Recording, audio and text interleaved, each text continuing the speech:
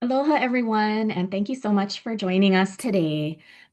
Before we dive into our beautiful Memory Cafe project, I'd like to share a little bit of background about who we are. Melody Halzell and I are both part of the University of Hawaii Center on Aging, and the center's mission is simple but deeply important. We work to enhance the well-being of older adults statewide, and we do this through education and training, conducting research, and creating programs that directly serve our community here in Hawaii.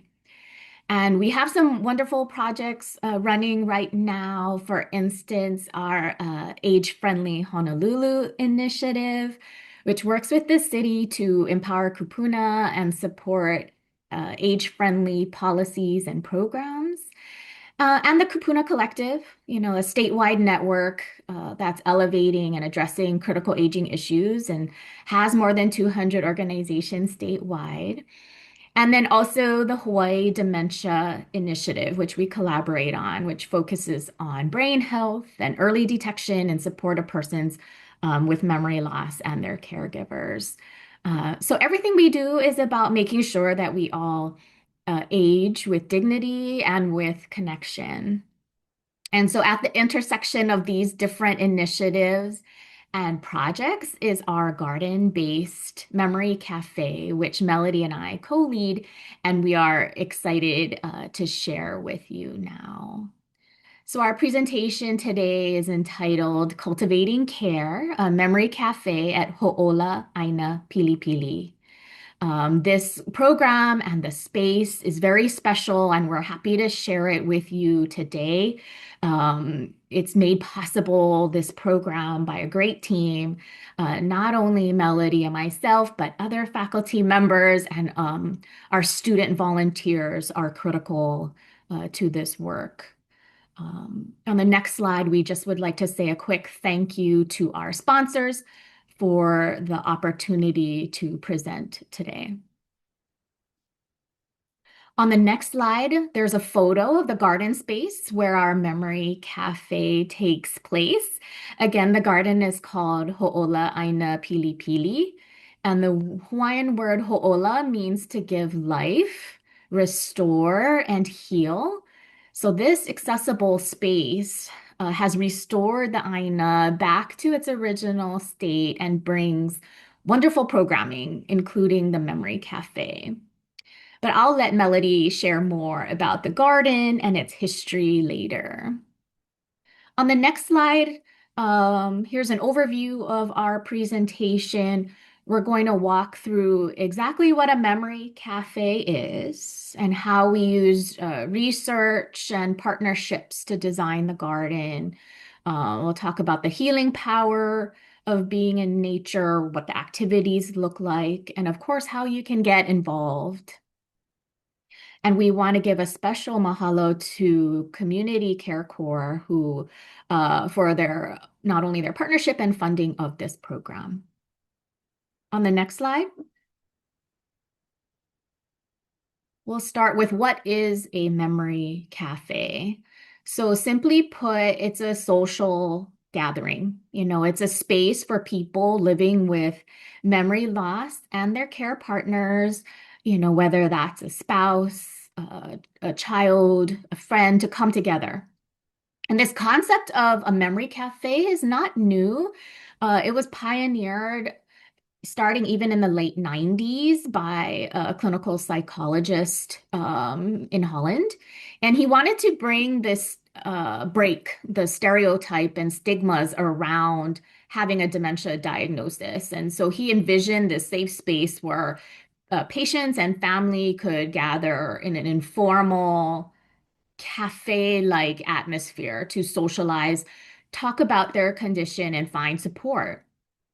And so, following that success in Holland, it began to spread rapidly throughout Europe, in England, Sweden, and France in the 2000s, and also came over to the US in the 2000s, growing from just a handful of like grassroots efforts into a more formalized national network of memory cafes. And there's now something called a Memory Cafe Alliance that was established a few years ago that helps to coordinate all of the memory cafes and provide like technical assistance. And there's even a national directory on their website that mentions all the different memory cafes. So there are hundreds of cafes that run across the country, hosted in different community locations. So not necessarily gardens. I mean, we've seen them in coffee shops and libraries and museums, faith-based organizations, and senior centers. And so again, it's important to emphasize it's not therapy or a support group. It's a place to talk story, share experiences, and have meaningful activities.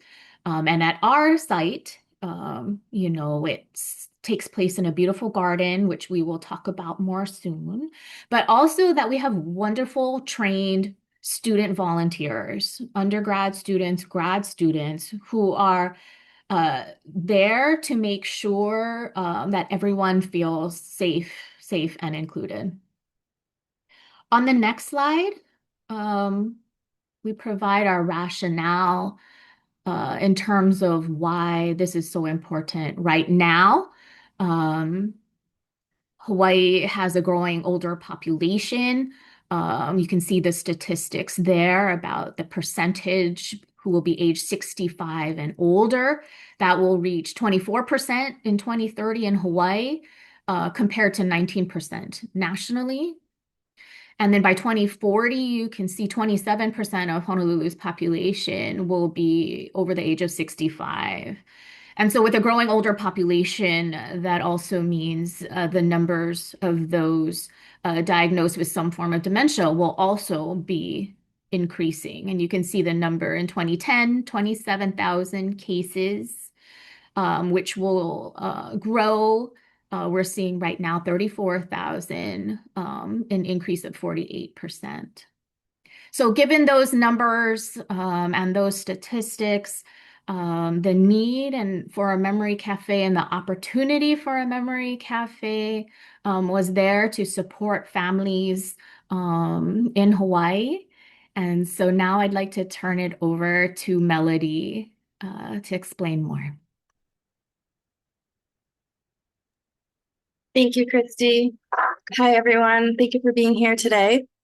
I wanted to just add quickly that at the bottom of this slide, there's a little clip photo of the Hawaii 2035 State Strategic Plan for Alzheimer's disease and related dementias. And one of the state strategies is to create a dementia-friendly garden, island-wide or possibly one on each island. So a lot of this work today is hoping to add to that foundation of creating more inclusive and dementia-friendly garden spaces throughout our islands. I'm going to go into a little bit about the benefits of gardening. So over many years, there has been traditional knowledge and research that shows the many benefits of gardening, which include physical activity, reducing stress, having access to growing plants, herbs, flowers, things that you can use for food, tea, or medicine. It can help nurture your spirit, help with social interaction, and your overall mental well-being as well. And then also it can be an immunity booster. For example, antioxidants are linked to slower memory decline.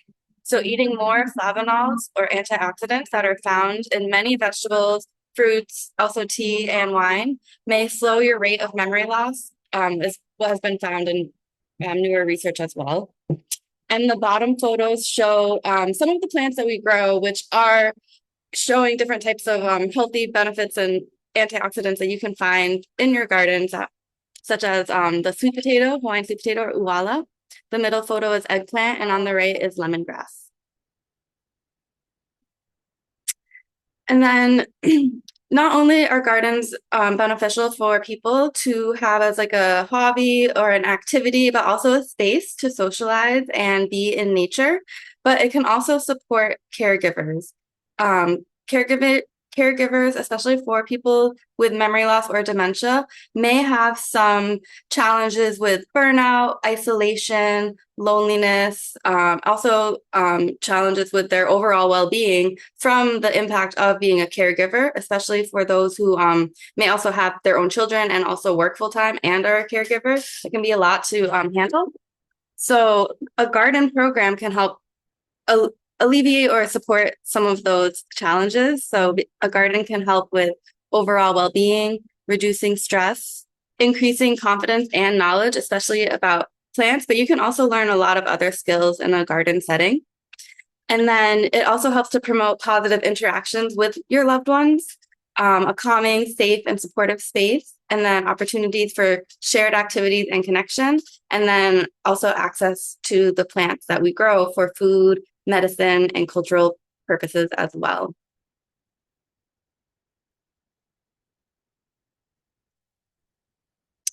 And well, I just want to share a little bit. I'm going to be very brief, but about how this came from research into practice. I'm super grateful because Christy Nishita has been my advisor through the PhD program, and we've worked a lot together on the research that we wanted to make sure we had the foundation of in order to bring to life and put into action a garden-based program for people with memory loss and their caregivers. So this did start with the creation of an accessible garden site. And then as I was doing my PhD research, I focused on inclusive gardens for people with dementia and their caregivers, and how we can how do we turn that knowledge into action through understanding what are the evidence or benefits of gardens for caregivers of people with dementia, not only people with dementia who can have a lot of benefits in the garden setting, but also how it can support their caregivers, formal caregivers who are paid caregivers in care home facilities or other settings can also benefit from a garden program as well. And then informal caregivers, how if you join your loved one in the garden, how that can be beneficial or how that can be supportive. And then we created a dementia-friendly garden checklist on the strategies to modify or adapt a garden site to be inclusive and accessible for people with memory loss, and specific features that can help support people in the garden setting. And I'll get into those through the rest of the slides. And then I also did a study on what are the barriers and strategies or facilitators to implement gardens that can be a dementia-friendly garden. And I interviewed both dementia care leaders and garden-based organization leaders to find out a collaboration between both is really ideal, because dementia care leaders understand and know the needs of the individuals and what is most supportive in the physical setting and the programmatic setting, and all the different ways that we can help make sure the setting is most suitable for that population.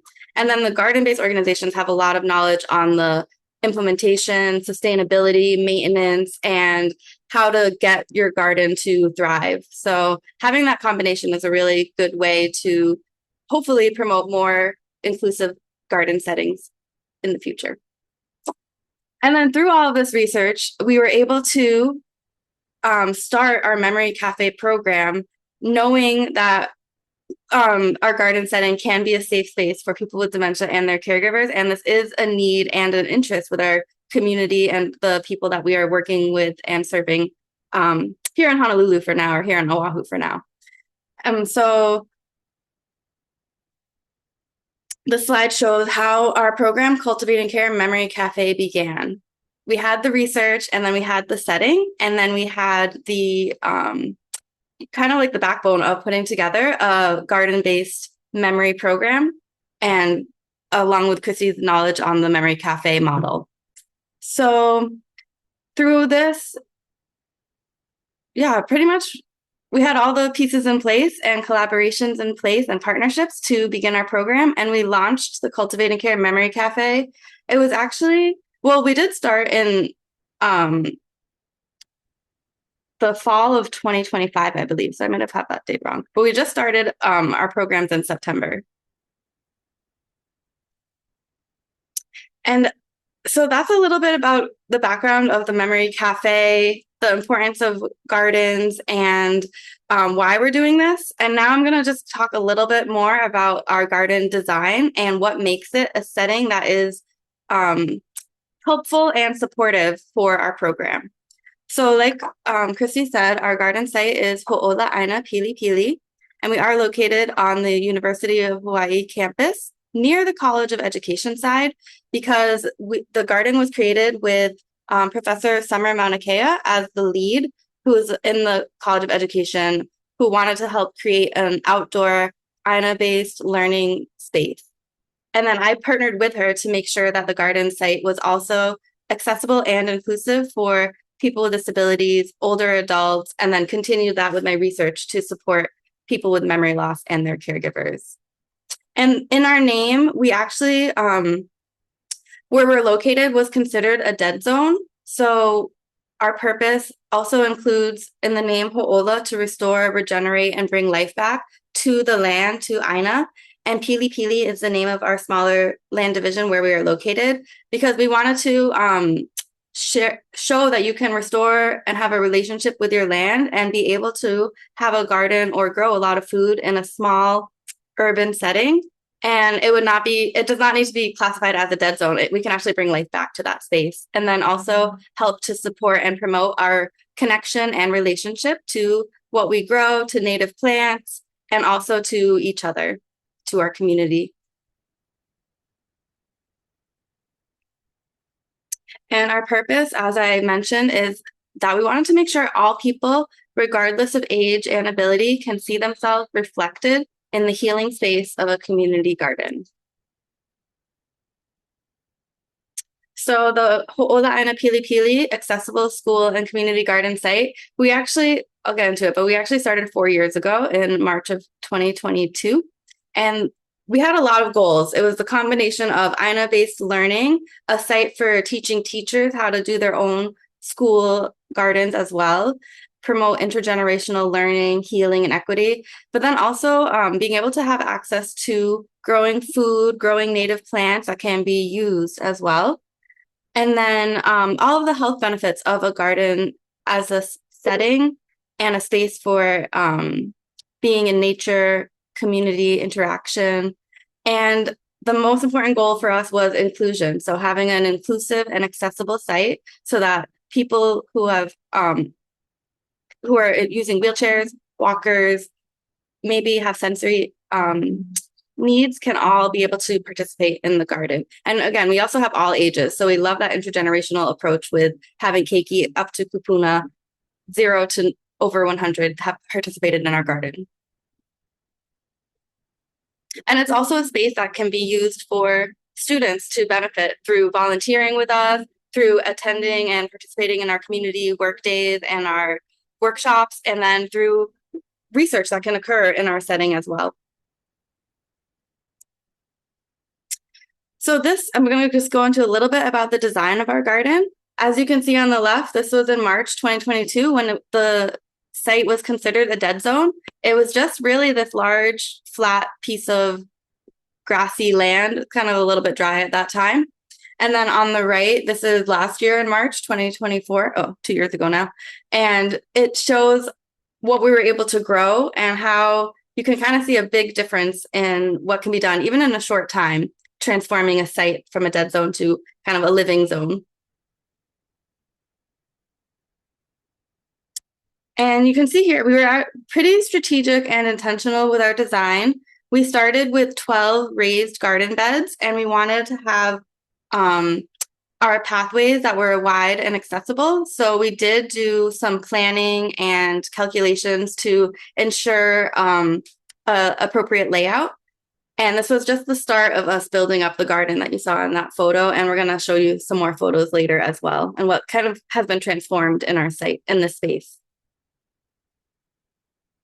And along with what we did to actually create the garden is the accessible dementia-friendly garden checklist. So we have 5 priority areas that can be looked into, and all the different strategies under each of how to create or ensure a space is accessible. And it is aligned with Americans with Disabilities Act's guidelines, evidence-based research, and other checklists and toolkits that shared strategies or other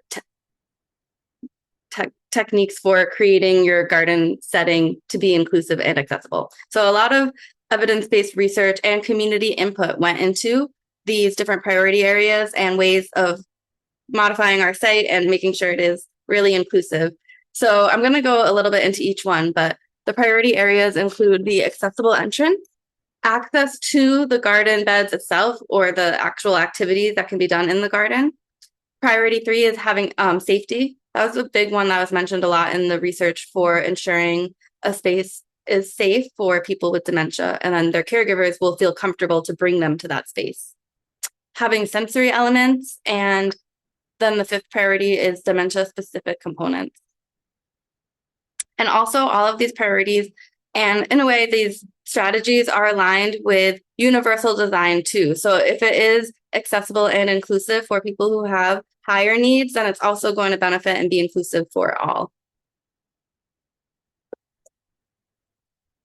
So our first priority area is having accessible entrance. So this includes having, if possible, accessible parking spaces and ADA parking spaces that are close by to the site, being close to public transportation or bus routes, having access to restroom facilities, having curb cuts with where sidewalks are for folks if they're wheelchair users, and then also having a ramp if there are stairs, having an alternative as well. Having signage was a really good way to ensure an accessible entrance, and if you're able to, having Braille on your signs can also be helpful for making sure it's fully accessible space. And if there is fencing or a gate, that there is an accessible entryway. So these are just some of the ways that we try to ensure having access to the space itself. And then our priority 2 is access to the garden beds. So what we wanted to do was have our 12 raised garden beds, minimum of 24 inches or 2 feet high, which is aligned with people who are seated in wheelchairs, or if you are on a chair next to the garden bed or standing, you would be able to participate and reach what we're doing in the garden beds. We also have that 2-foot reach from all sides of the garden so that you could reach to the middle of the garden bed itself from any side of where you are around the garden. I mean, around the garden bed, the raised bed. And we have 7 to 8 of our beds are 4 feet by 4 feet wide. And then 4 of our garden beds are the 4 feet by 12 feet. And then they're all that minimum of 24 inches high. And on the right in this photo is another example of a vertical garden design strategy that's a little bit lower cost, just using some bricks, and you could use some leftover wood or wood pallets and have grow bags or pots sat upon this, and it can be a smaller scale vertical garden that you can still sit or stand instead of having to bend over into the ground to be able to garden or access your food and your vegetables and your herbs. And then this slide shows a couple more inexpensive vertical garden design ideas, including having trellises, which are good for all of the plants that grow up, and the vines. The center shows you that vertical garden design, and then a pallet garden as well as an option.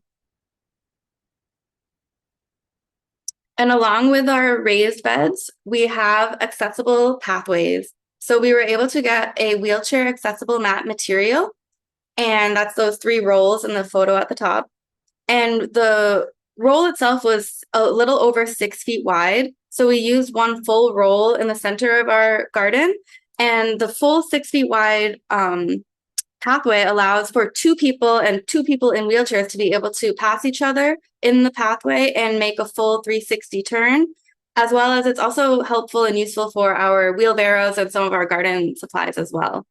And then in between all of our garden beds is the pathway minimum 3 feet wide.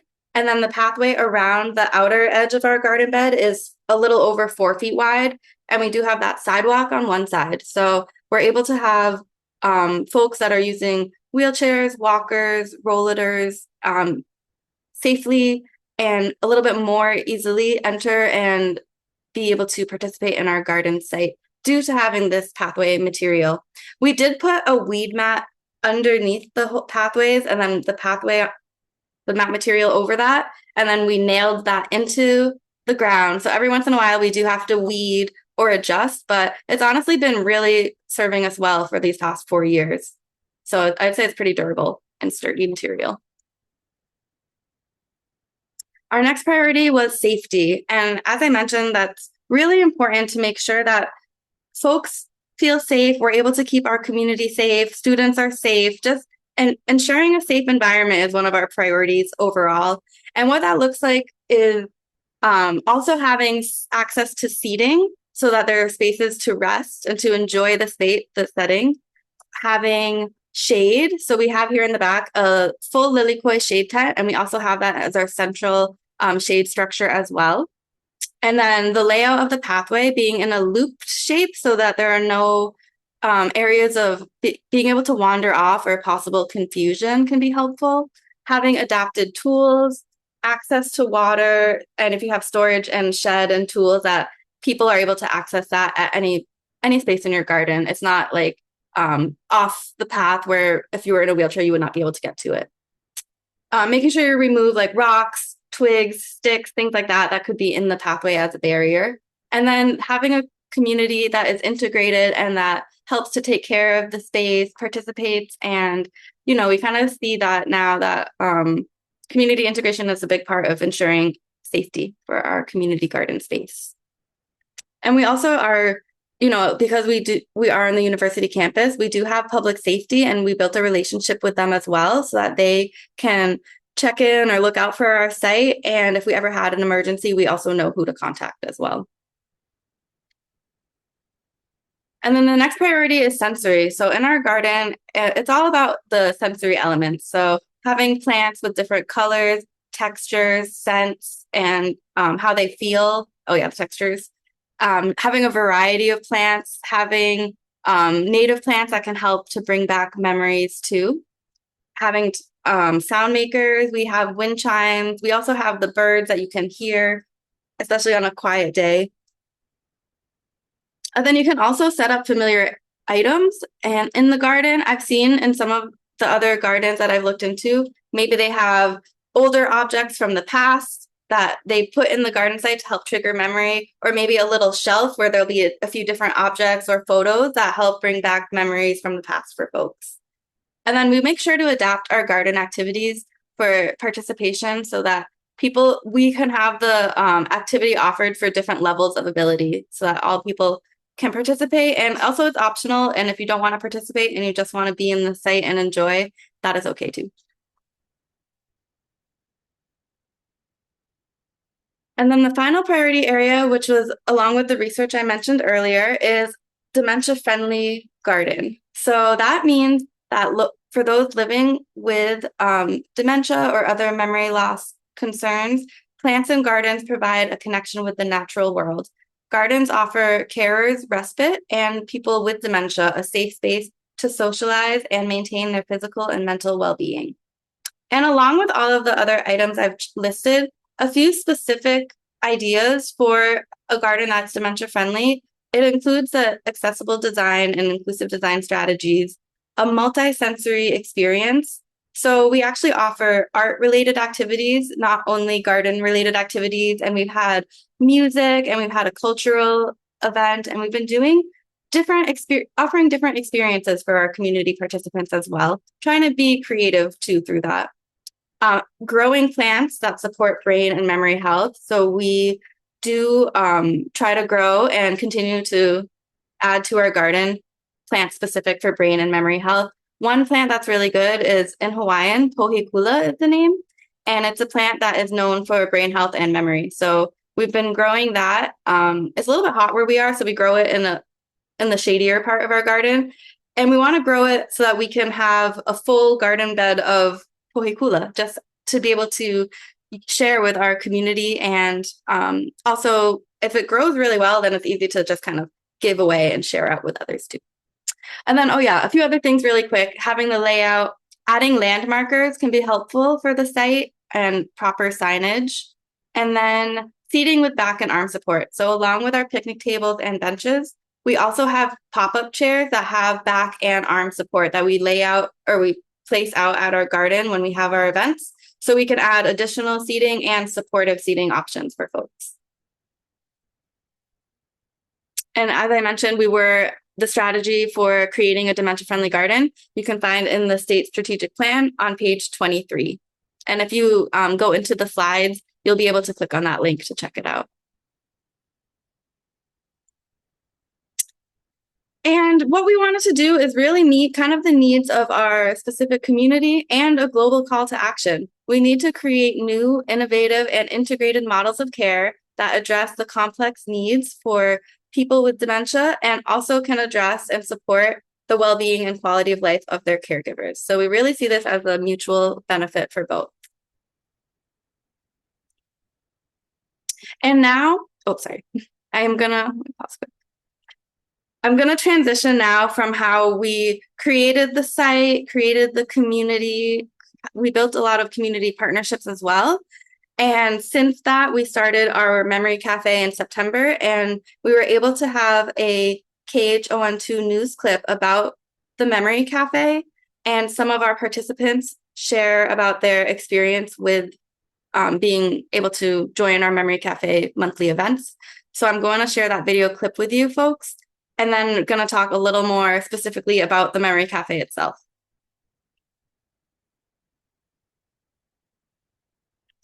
This place is more than flowers, herbs, and dirt.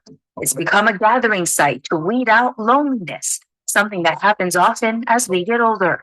And so the Memory Cafe, especially in an inclusive garden site, is very important to help bring people together, allow them to participate in a garden setting, in the activities, and then engage with each other for helping with loneliness and social isolation. And then it's the same for the caregivers. It gives them a space to have stress relief, maybe relaxation from day-to-day caregiving duties, and then also promotes positive social interaction with their loved one by being together in the space and enjoying the activities. The experience has been invaluable to these caregivers who saw change when their loved ones visited the garden. Horticulture is important to me, and it was important to my husband, and we came here so he could be in a peaceful, beautiful space around the plants. Totally changed his demeanor, his well-being. Just made sense to be with other people to get out of that isolation, because dementia really isolates the patient and the caregiver. Everybody was so sweet to my mom. I wanted her to have the best care and experience. So this was really good for her. Because this is an inclusive garden, sensory-based activities can be enjoyed by everyone with accessible pathways for wheelchairs and raised garden beds. There's also volunteers ready to lend a hand. It's been wonderful to learn about, what it's like to not just be in an inclusive space, but also be inclusive in my actions and my words and how I guide participants. And as the plants grow, so do the relationships. The garden is like a metaphor for what's happening socially in the garden, that, you're really planting the seeds of human relationships here. And it grows over time because people continue to come back. The Memory Cafe is free for the community with monthly events. For more information and to register, go to kh2n2.com.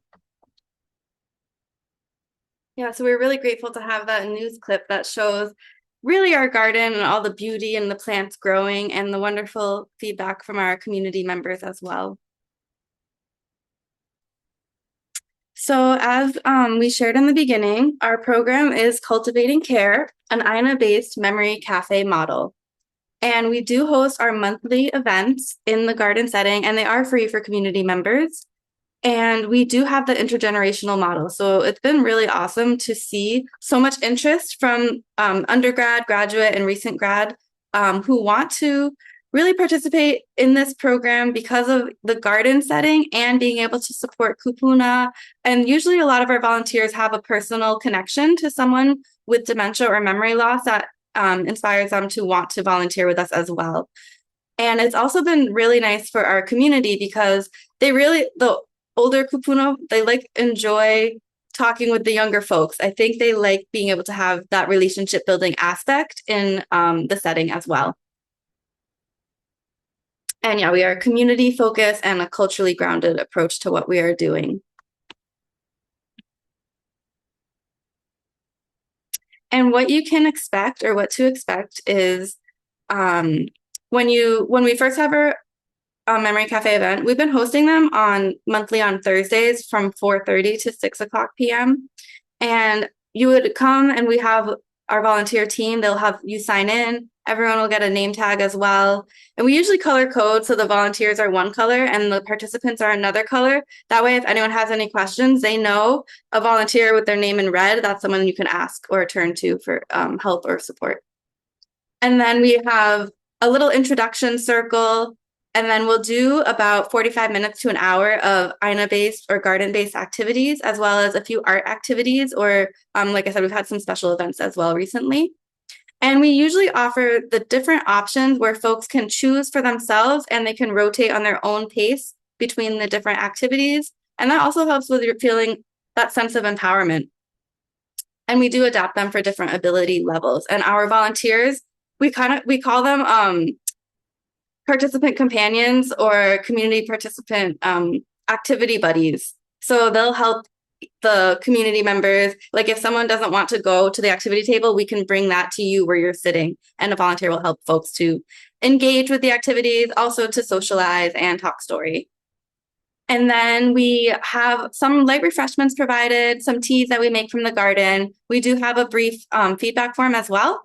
And then we'll end around 6:30, and we actually end at 6, but then we'll do a cleanup and a breakdown. And sometimes because people are really enjoying themselves and I think feeling relaxed, they do stay later as well. So we do usually end a little bit later as people kind of trickle out. So I think that's a good sign that it's a nice space, especially as it turns a little bit cooler in the evening time.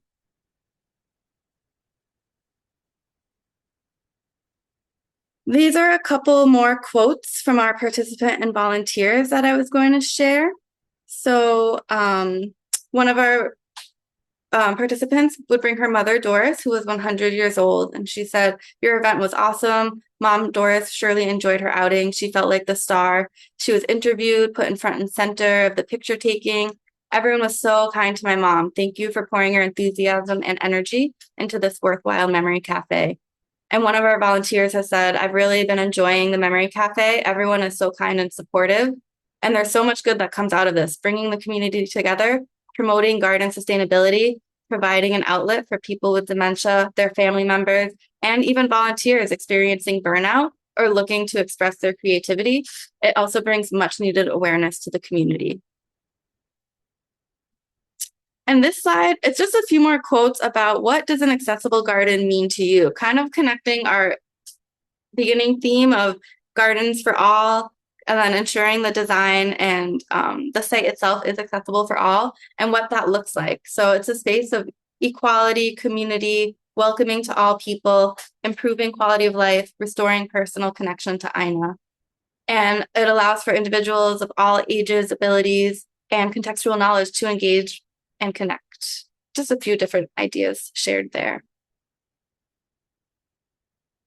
And I just wanted to say before, I'm going to show just some photos now of all of our different events that we've had since September. And we will finish off with some of our impact, but our original goal for volunteers was 12 volunteers per semester. And in the fall, we had 15 already that signed up to volunteer with us. So we were like, oh, wow, instead of thinking it would be something hard to find, we actually went over our goal. And then this semester, we've had more volunteers even than the 15 from the fall. We might have had a little bit over 20. Not everyone comes every week, but we have a large volunteer pool now that we are able to know that each event will have at least 5 to 10 volunteers supporting the event. Sometimes we've had more than 10 volunteers at the event, and it just shows it's a really great place where the younger folks are interested to be and support. And I think they also really like the community that has been coming. And then, as I said, the persons with dementia or kapuna, with memory loss, and their caregivers that come, they feel supported, I think, and they can create these relationships and talk story with each other in our garden setting. So you kind of will be able to see throughout these photos the different interactions between our volunteers and our community groups that attend and our regular community folks that come back and again. And then each month we have a theme. So you'll see at the top here some of our themes. But we did start with connection, where we started by planting sunflower seeds. And then we transfer those sunflower seeds into the garden bed the next month. And then by 3 months, they're already growing. And by 4 months, they're already super tall. So it's a pretty quick, it's a plant, that you can see its progress, see its whole life cycle in a short time. So I think that's a pretty nice activity to do together. We also did that in January, and we'll probably start again the next cycle of sunflower planting in July. And if you see here on the right, that was Doris, who was 100 years old, that attended our garden event. And then this photo for November with creation, we were doing herb bundle making and watercolor painting, and it was getting a little bit dark. So we do have some lights as well that we can turn on in our central shade area at night to help if it gets too dark, or not. We won't stay there if it's too dark, but as it gets a little bit darker. And then we continued our program in January and February, and we've been seeing more and more people interested or bringing their friends or their loved ones to our site as well. And a few more photos of people doing some art crafts and planting together.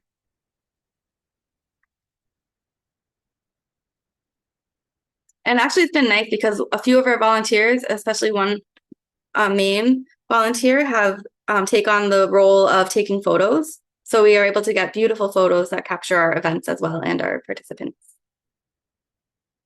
And I'm going to turn it over to Christy now to share a little bit more. Thank you.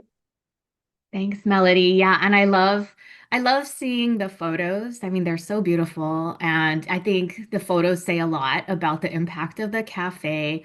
There's times during the cafe that I like to step back and just scan the garden and seeing everyone talk and interact, and it's so beautiful. It's so nice. But in terms of numbers, since we started in September of 2025, over 100 community members participating. Every time it's a nice mix of new faces and returnees, which I think is great. And then also it's great to see the students as well develop. Um, as Melody mentioned, we have both undergrad and grad volunteers, students. Um, they are trained before they start volunteering um, in the basics of dementia, empathy, and person-centered communication. So we really see it as an opportunity for workforce development. So as students, graduate and go into the work world, they have these skills. And then we're also grateful to the organizations, the care homes, the community groups who have also collaborated with us and is helping to expand the program reach as well.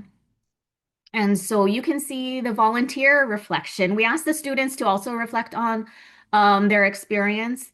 Um, and so this is a nice quote here. It was a highlight of my time at UH, which is very nice. You made me more compassionate, empathetic, and caring person, and grateful for the chance to learn and grow my skills. That's wonderful. Yeah, so these exit interviews or surveys with our volunteers do help us refine and fine tune our program over time too. And so we are next steps.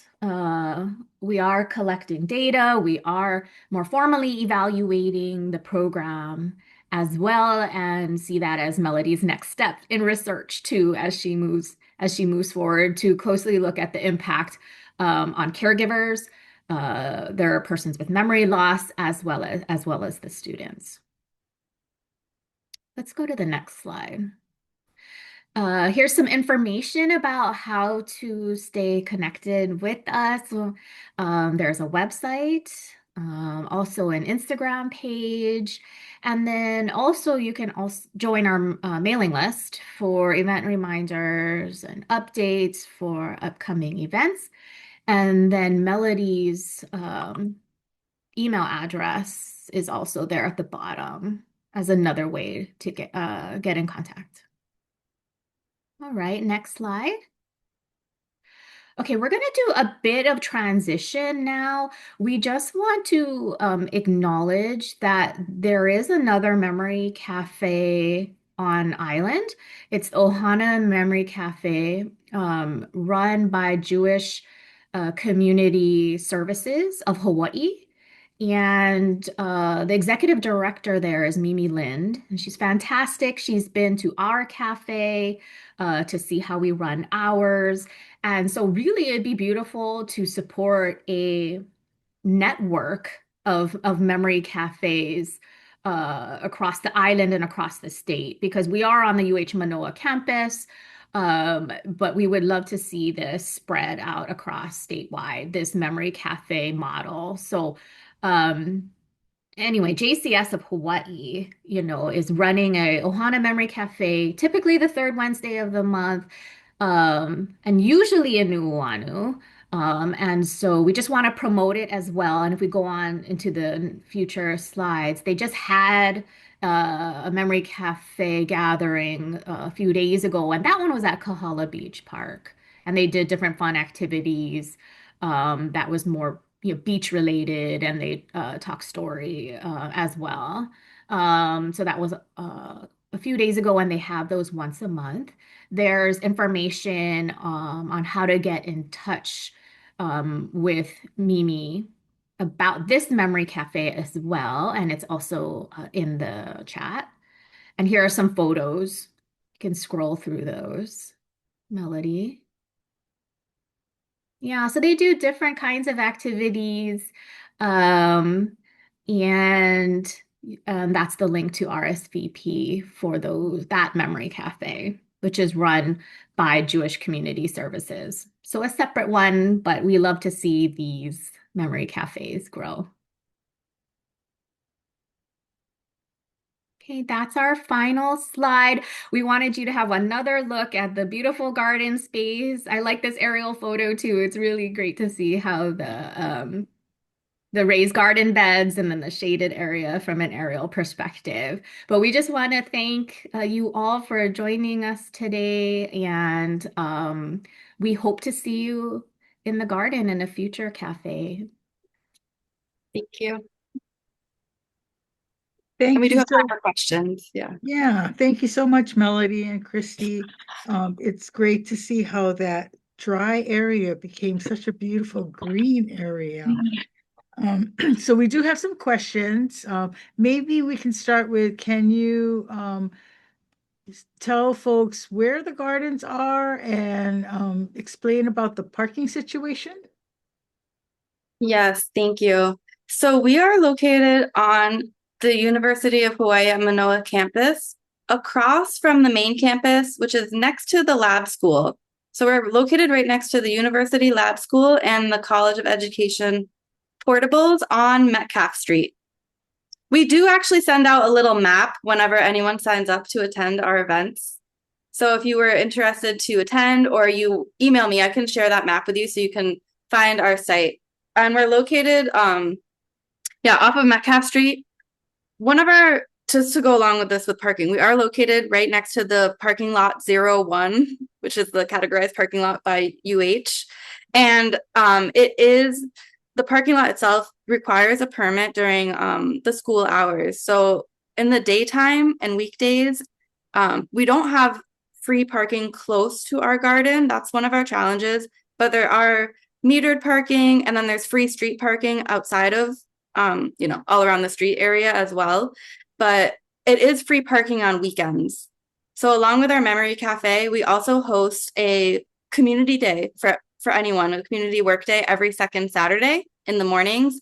And that is a good time, great for our community, and then free parking in that parking lot. And then our usual memory cafe programs we host it has changed in the past, but lately it's always the third Thursday And we have that 4:30 p.m. start time because of parking. So you are more able to park in the lot after hours, 4:30 and beyond. Okay. I'd also add that there is a flat pathway to get from the parking area into the garden.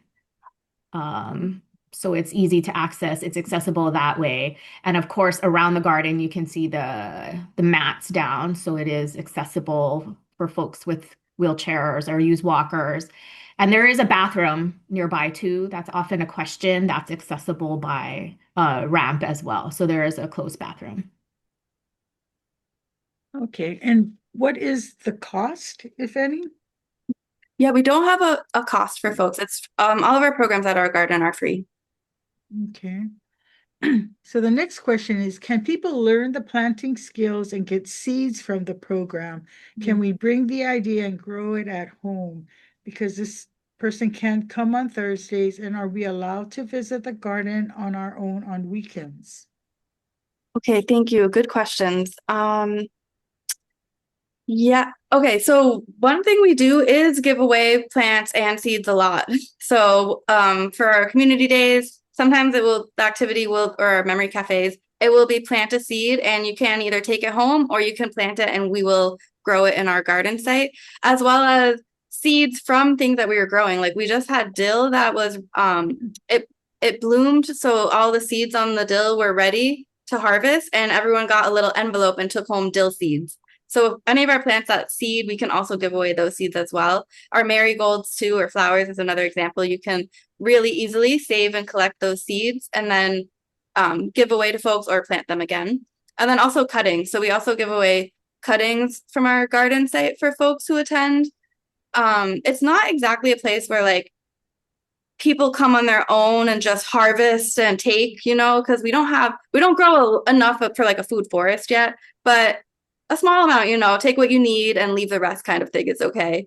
And we're also grateful that we were gifted a lot of plants. So from our community and many aunties and others who attend, they bring plants for us. So we're happy that we have a lot of sustainability in that way by people giving and gifting plants. And we also, do the same for folks to be able to take home plants as well and grow on their own. And then learning about it, it would be anytime you come, hopefully you're able to learn something. We can do more intentional lesson specific about plants that we grow or how to grow, soil health, pests and pollinators. We usually do those kinds of educational workshops on our usual community day, but it's possible to learn as well. We can talk about that in the future, but yeah, it's definitely it really is a learning space, I would say, just being outside there. Okay, and I think you mentioned that it was the third Thursday of the month. Is that correct? Yeah, so we just had our event yesterday, our June event, and our next one will be, I can put in the chat if you want, July 16th, and then August 20th will be our next events coming up. Okay, is there any chance of having day sessions since sundowning happens in the afternoon?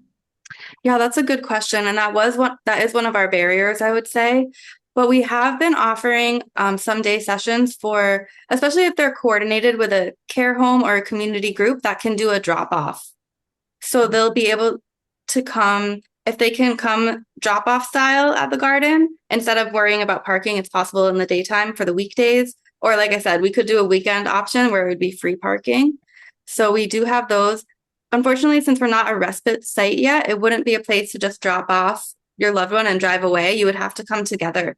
So it's just something that we are working on, I would say. And one of my goals has been, we'll see how it goes, but like along with the state strategic plan is to create a second site, and that would have parking. That would be my ultimate, that'd be like my number one if I was looking at a site for the future. So along with that, somebody's asking, are there any plans to expand to Windward Community College? Good question. Windward Community College, they do have a beautiful mala garden space. So I think definitely potential, especially if spaces already have a garden and interest, then it's just about how can we modify or adapt what they are doing to add an accessible component. And that has been done at a few spaces. Chaminade University, they actually built a couple raised wheelchair accessible beds in their garden site after visiting our garden, a couple of local schools, and then 3 housing sites that are for older adults or lower income housing spaces, public housing units, added raised garden beds along with this design as well. So definitely something that we would love to be able to expand in more spaces on our island. And also we have some folks on Kauai that are creating a raised garden bed now they want to create a similar garden design, really like a full inclusive garden space in the front, food forest in the back, and it's going to be right next to a senior housing unit that they're developing right now. So they're able to get permission to take care of that land and then turn it into this type of accessible kupuna garden. And it's really exciting to know that it is actually spreading in other islands now too. So Yeah, somebody Melody's very asked, generous with her time, and she has a lot of experience with developing accessible gardens. So, folks have wanted her to consult, and she's happy to share, different tools and resources, because, we do want to see this kind of garden, accessible garden, expand, to other locations. And then, also like looking to partner if folks, want to learn more about the Memory Cafe model. We're happy to collaborate. Like we said, we want to see a network of these, and be able to foster and train other facilitators who can run a memory cafe in other parts of the island or the state. okay, and somebody's asking if you would be willing to share this presentation at another organization. So maybe you can go back to the slide that has Melody's email so that they can contact you folks to see if that might be possible. Yes, we would love to. Thank you for asking. No Yeah. problem. Especially we can do in person if you're around or virtual. We're open. And we also like to present at our garden site.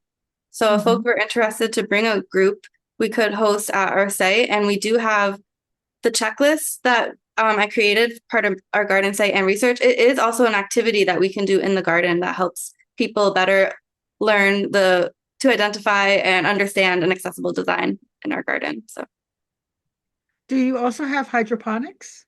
yeah, good question. We do not at this time, but it would be something to look into, I'd say. Actually, that plant I mentioned in the beginning, Kohikula for brain health, it grows really well in a hydroponics or aquaponics bed because it loves a lot of water. So that would be cool. Do you sell any of your produce? We do not sell any of our produce. I'm not sure if we grow enough to sell, and also we would need to follow those like more food safety regulations, I would say. So at this time, it's not part of our goals to be like a for-profit or sell, but we do make a lot of things from our garden that we bring to our community days. So we'll make foods from the garden and share it with each other. How do you manage the pests? Yeah, good question. We are an organic site as best as we can. So having, like can't do it alone. You do need to have a good team, and it helps to have a few people on your team who have that garden or knowledge on especially Hawaiian plants, but knowing about plants and soil health and those kinds of things. So we do a multitude of strategies to control pests, and sometimes that means we have solar lamps that we set up so that at night the lights will turn on to try to detract or deter, especially rose beetles we get a lot, and different bugs that might not like light at night. We rotate our garden beds, because after the plants are finished, we'll harvest, and then maybe we'll replenish the soil and plant something different that disrupts the life cycle of bugs that are growing in the bed. So we'll do things like that. We do try to keep our garden healthy with water, compost, nutrition, different additives, natural additives to help, because having healthy soil helps to prevent pests too. And then if needed, we can spray with like soapy water or neem oil. All of these things are strategies to help maintain. It won't fully get rid of pests though. There is a suggestion in the chat to check out Kaka'ako Ocean Friendly Garden. They might want to team up. Yes, that sounds good. And I live close to there, so that would be great too. Thank you. So do you allow for preschool and elementary children to attend with the kapuna? That's a good question. So I would say yes, we would allow that for sure. On our regular community days, we always say keiki are welcome and bring children if you want to, and we'll have that different ages group. And then at our event yesterday, which was a little bit of a special event we hosted, it was a theme for Tanabata, the Japanese Star Festival. And we did have a lot of children, not a lot, we had at least 5 to 7 children though. And it was really fun. I think it was a great experience for having the kids and their energy and interest in the activities and the kupuna and everyone of all ages together. So I think that would even be a fun future program, kind of like having preschool kids and kupuna together in a way. So another question is, when are you expanding to the other islands and where? Yeah, so it's definitely more of a organic scenario. It's not something that we're like strategically doing at this time. I would say if we had unlimited funding, we would, because we already do have partnerships and interest from folks on other islands. But for now, like I mentioned, Kauai has started. It's in LA, the location of their what they want to create as like a full accessible garden, food, forest, community kupuna site. And then no other plans that I know of yet in other spaces. That's all I'll say. Okay, can you say the name of the Hawaiian plant that you said was good for memory and tell them where you could buy the seeds? Okay, I put it in the chat. Pohikula is the name in Hawaiian. I think it's Gatu Kola. Gatu Kola is a Chinese medicine name. And I actually don't know where you can get it in seeds. We've gotten it from folks who grow native plants at like plant sales, or if you go to especially like a Hawaiian farm or garden store, that's where you can get it. But interestingly, Pohikula grows also it grows like mint. So it will spread across like a cover crop across the ground. And you can see it sometimes because it grows like a weed. So you might see it in the wild or in your yard or on the sidewalk, etc. That's all I can say about that for now. I don't know about seeds for it though. So how do you use it? You can eat the leaves. It's kind of cool because they actually are in the shape of a brain. So you can know that it's good for your brain health. So you could eat the leaves, you could turn it into a tincture or juice it. If you had enough leaves, you could make it into like a juice and you would drink a little bit each day. Also, it's been turned into capsules as well. So like you could get this, it's not called Pohikula, it has a different like science name, but you could get it at like Whole Foods as well for a brain supplement. And it tastes like a carrot parsley, by the way. It's in that family. Oh, okay. Do you create your own compost with worms? Our last community day was a vermicompost, worm composting workshop. And we had everyone, we asked for a small donation that day of $5 to take home a worm bin and worms. So we do that. We actually don't do it at our garden though, because it's so hot. So we keep them in our home or in our backyards, the worm bin composting. But yes, we do, as well as a regular composter. And we have a large compost pile too that we will rotate, and we'll use the large compost pile to refill our beds at the bottom levels and then soil on top.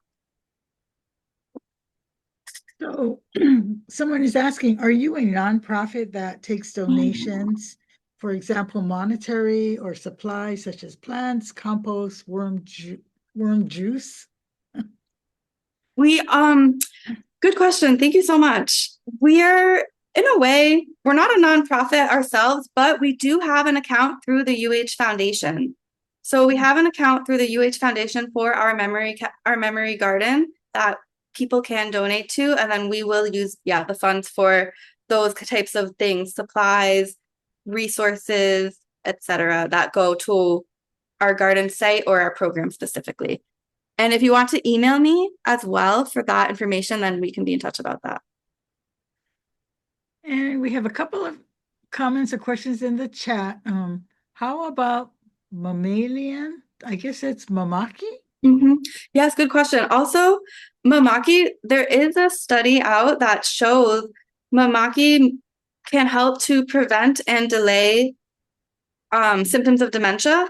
in mice trials that was done in a Tokyo research study. So I also think mamaki is a great plant for overall health. It's also good for blood, or lowering blood pressure, stabilizing blood sugars, and for brain health.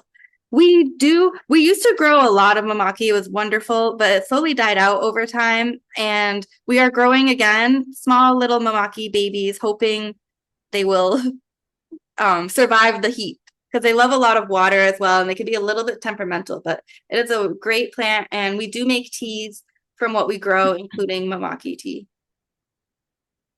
And Samantha's asking, is the garden program with the checklist and layout plans available for the public? Hawaii Island Adult Daycare has a garden, but it could use safety improvements and covered areas with seating, definitely raised beds. Yes, thank you for asking. And I would love to connect too. If you want, we could chat more. But the resources are available for the public. I put the link in the chat again.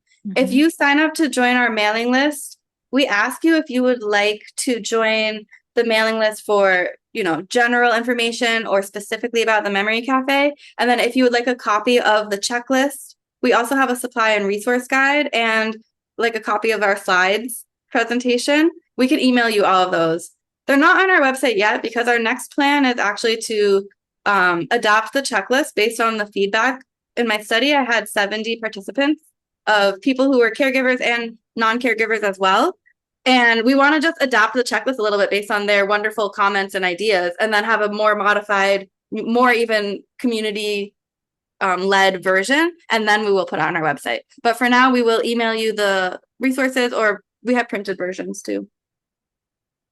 And the last question is, somebody's offering, they got a lot of boxes from Amazon deliveries, and could you use them?